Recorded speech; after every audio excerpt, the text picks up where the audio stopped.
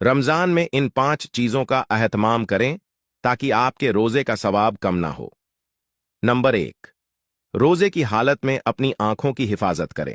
आंखों से ऐसी चीजें ना देखें जिससे आपका रोजा जाया हो जाए। नंबर 2, अपनी जबान की हिफाजत करें।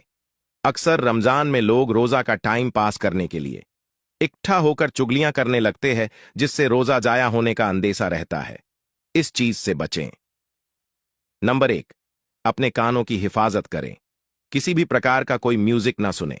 नंबर 4, अपने लोगों से लड़ाई झगड़ा करने से बचें। नंबर 5, रोजा रखने के बाद अल्लाह से दुआ करते रहे, या अल्लाह जैसा रोजा रखना चाहिए था ऐसा मुझसे रखा ना गया। जैसा भी रखा गया है या अल्लाह उसे कबूल फरमा। इस वीडियो को आगे भी शेयर कर दीजिए। आपकी वजह से बहुत लोगों का रमजान सही तरीके से गुजरेगा।